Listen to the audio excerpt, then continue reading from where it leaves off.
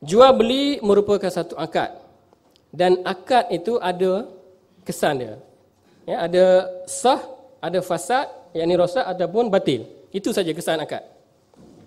Ya, jadi kesan akad itu ada 3, sah, fasad ataupun batil.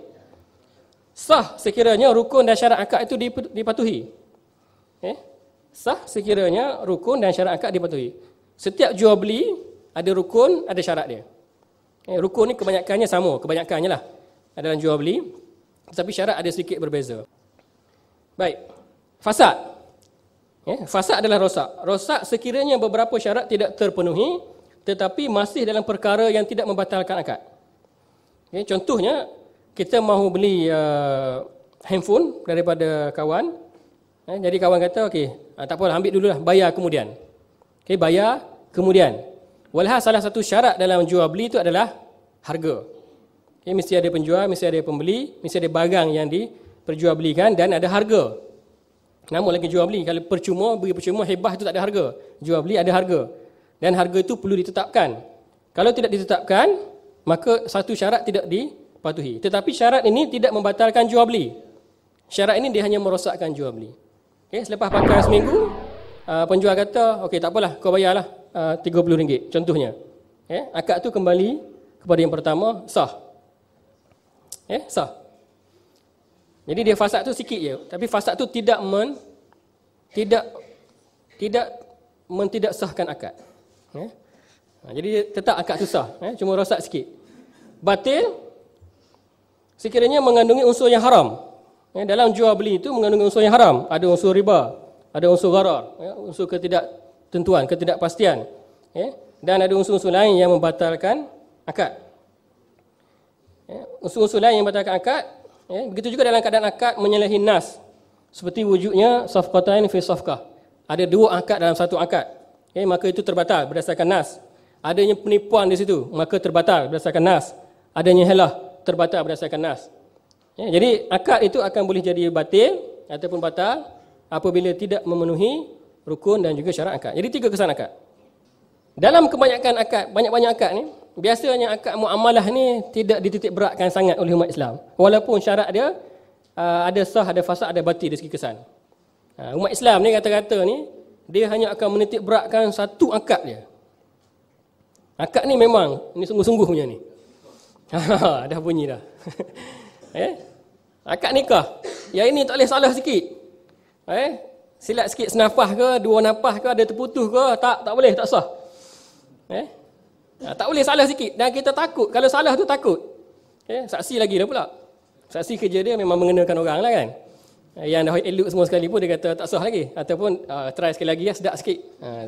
Ya sedap sikit. Okey, tak apa. Yang penting, akad itu, walhal konotasi dia, kesan dia sama dari segi syariah. Maksudnya akad itu dia akan menghalalkan sesuatu pemilikan.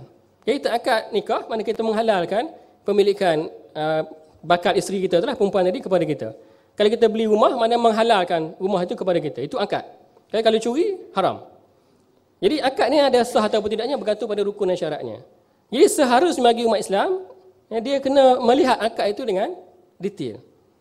Sama ada dipenuhi ataupun tidak. Ada unsur keharaman ataupun tidak di sini. Jadi jangan akad nikah semata-mata.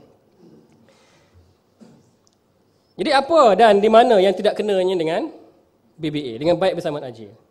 Baik bersamaan ajil adalah satu akad. Akad jual beli. So di situ kalau kita nak kata kena ataupun tidak BBA, mematuhi syariah ataupun tidak, syariah compliance ataupun tidak, kita melihat kepada akadnya. Bertepatan ataupun tidak dengan Al-Quran dan Sunnah. Di situ. Jadi kalau bertepatan kita kata ya, ini sah. Kalau tidak bertepatan, mungkin boleh jadi rosak, mungkin boleh jadi batil. Bergantung kepada apa yang dilanggar. Beza di antara BBA biasa dengan BBA tawaruk. BBA tawaruk, kalau BBA biasa kita beli rumah daripada pemaju. Kita pergi kepada bank, kita jual rumah itu kepada bank, bank jual rumah itu balik kepada kita. Itu BBA biasa.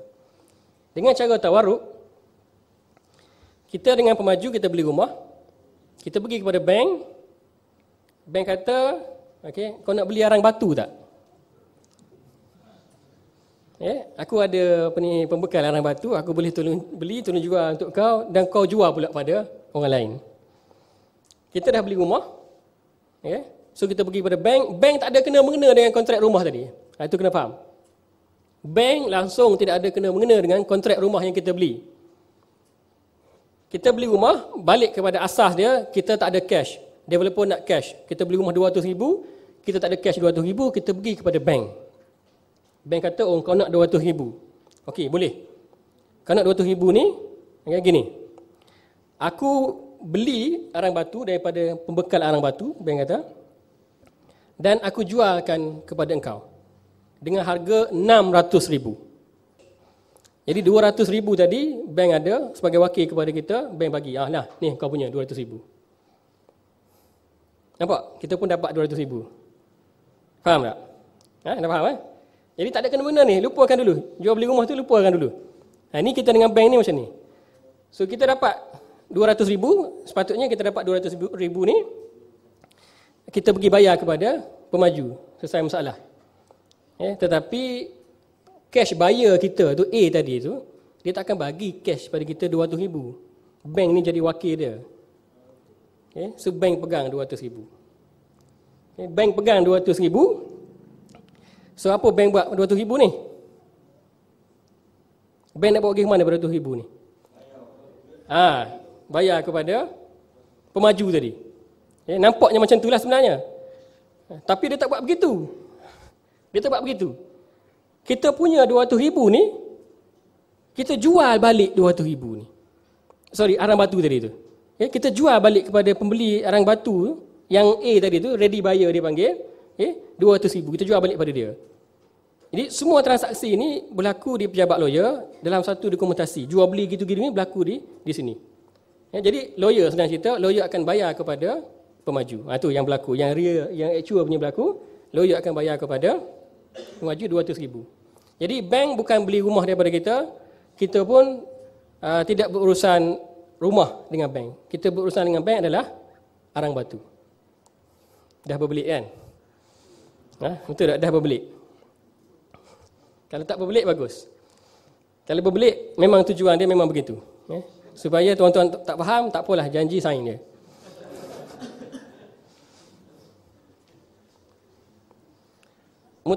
Musyarakah mutanah kisah telah diterangkan oleh speaker yang pertama, saya rasa saya tak perlu ulang.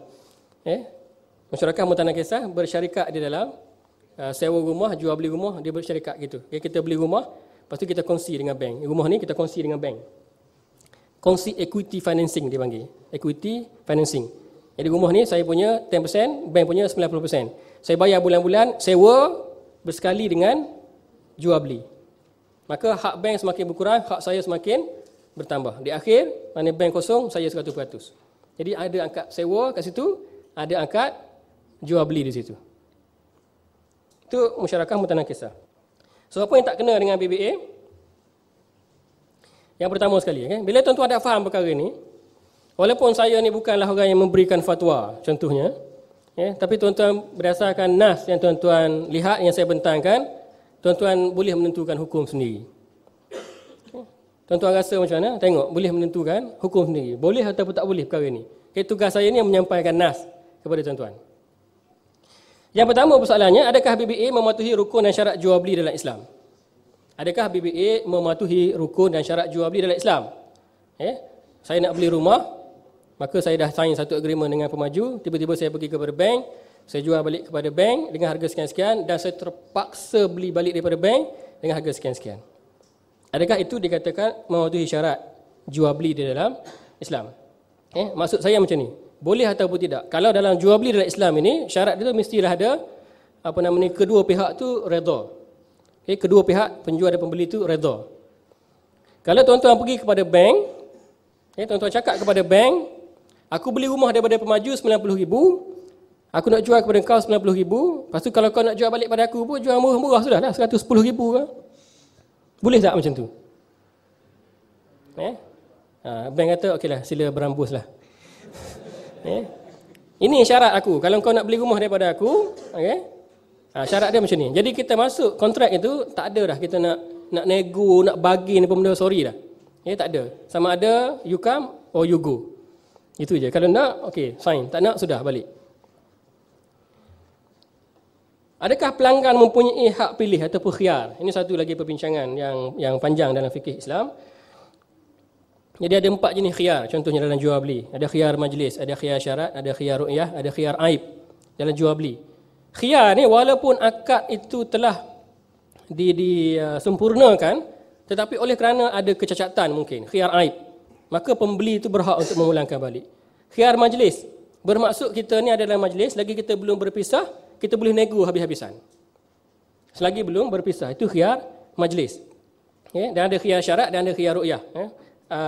Panjang lagi kalau saya nak jelaskan, saya setakat itu dulu. Tapi khiyar di situ dalam masalah jual beli itu, tuan-tuan boleh cek, adakah kita berada dalam posisi yang membolehkan kita khiyar, ada pilihan, maknanya kita ada pilihan.